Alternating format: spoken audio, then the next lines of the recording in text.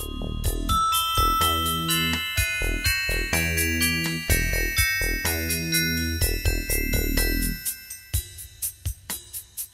I'm Gretchen. This is day 4, part 3B of the Servant Program. Today we're going to be talking about specific physical and spiritual systems. So in part 1 of day 4, we talked about how the body can be categorized into specific systems. And we used 4 as an example: the cardiorespiratory system, the optical system, the auditory system, and the digestive system. And then we said that the spiritual body can be categorized similarly. So think about your specific desire, whether it's spiritual or physical. So in which system would you categorize it? Keep this system in mind as we go through this video cast.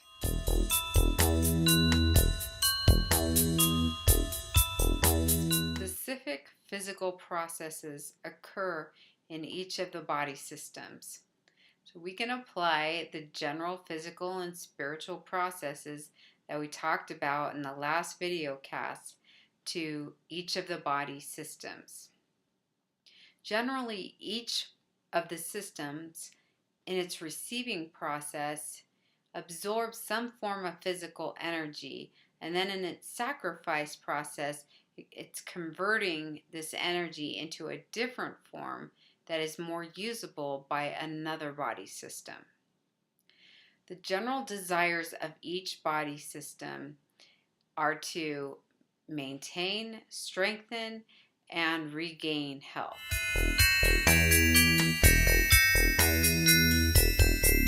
Conflict arises when one system that affects another becomes imbalanced. When this happens, the subsequent systems do not receive enough, or they receive too much for their energy conversion abilities. Many of these specific body systems are automated. That means that some of their processes are governed by strengths and weaknesses that we have inherited from our parents. And sometimes a specific system becomes imbalanced through injury or illness. We'll speak more of these random causes in part 5 of day 4. For now, we will focus on the processes that are within our control. So if you desire physical health in a specific body system, take some time now to identify which processes are within your control.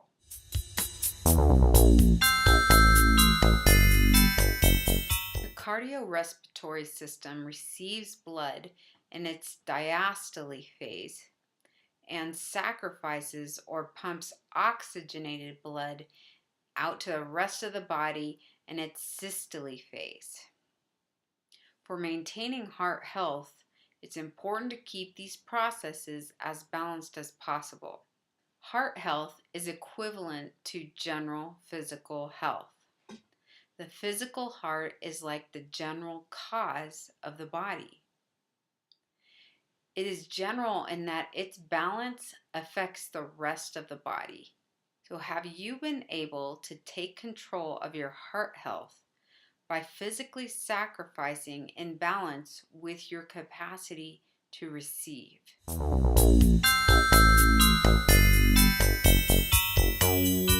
For strengthening our physical heart, we can increase the systole phase through exercising in the northwest threshold.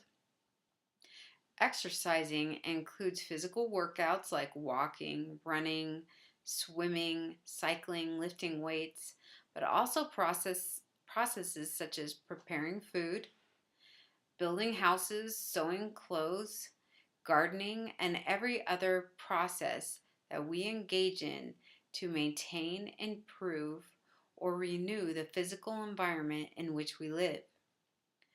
We can do this for ourselves and for others. When we do it for others, we not only strengthen our physical sacrifice process, but also our spiritual. But if we consistently push our hearts beyond the northwest threshold, we will injure our heart and our body.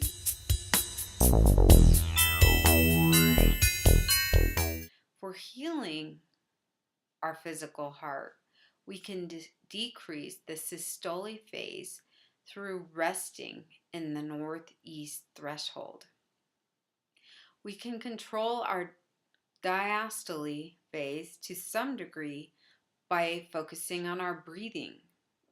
We can also control it through the receiving processes of other physical and spiritual systems. This includes processes such as stretching and eating right. It also includes spiritual receiving processes such as prayer, meditation, reading faith-promoting stories, and remembering the past events with our causes and children when we have experienced joy. If our hearts are consistently inactive beyond the northeast threshold, they will atrophy. Our heart will become ill and prone to disease. It's important to find that northeast threshold using our spiritual compass as our primary process when our desire is to regain our general health. If your desire is to strengthen or regain your general health, take some time now to think through some of the specific processes you can engage in to increase or decrease the diastole and systole phases of the heart.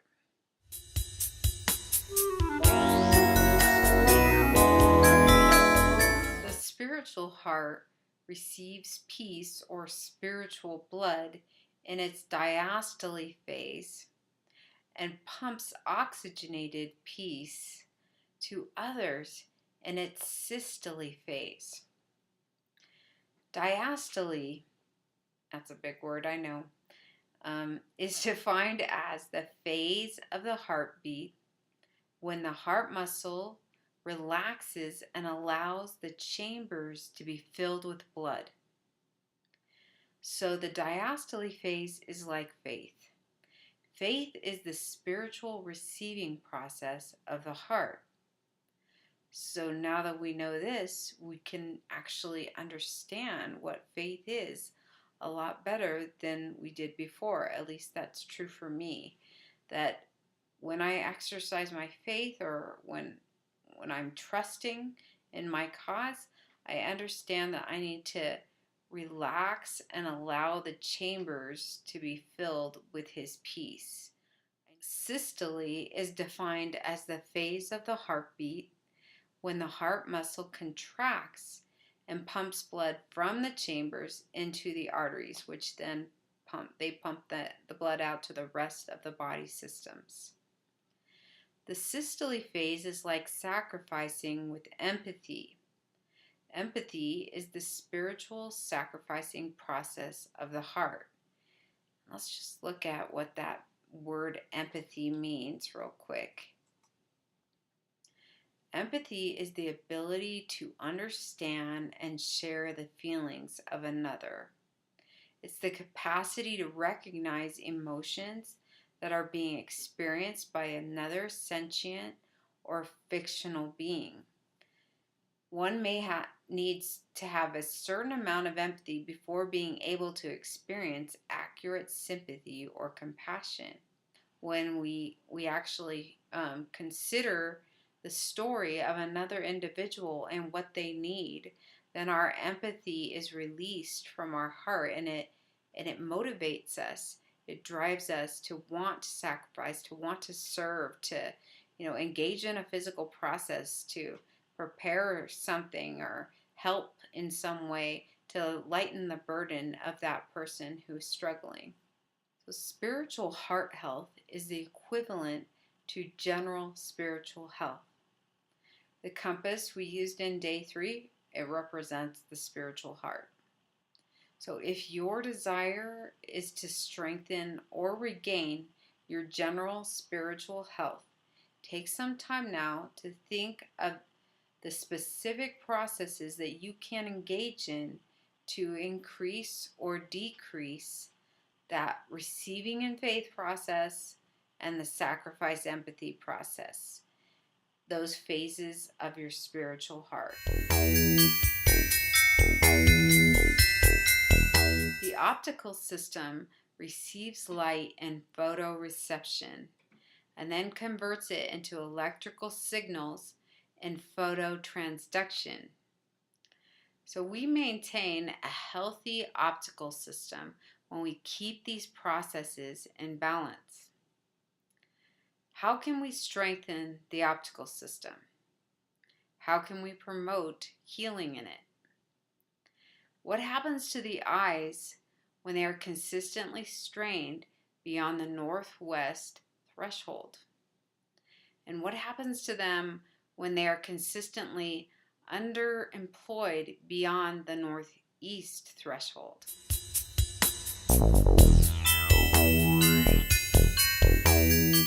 The spiritual eyes see what the physical eyes cannot. If the physical eyes see light, what is it that the spiritual eyes see? Photoreception is defined as the process of absorbing visible light, triggering a change of energy within them. The word absorb means to take in or soak up by chemical or physical action, typically gradually. So what is spiritual photoreception? And how is absorption like receiving in faith? Phototransduction is defined as the process by which light is converted into electrical signals that can stimulate biological processes. The word convert means to cause to change in form, character, or function. So what is spiritual phototransduction? How is conversion like sacrificing in empathy? How do we maintain spiritual health in our optical system? How do we strengthen our spiritual optical system? How do we regain spiritual strength in our spiritual optical system? So compare what you know of the physical optical system with the spiritual optical system.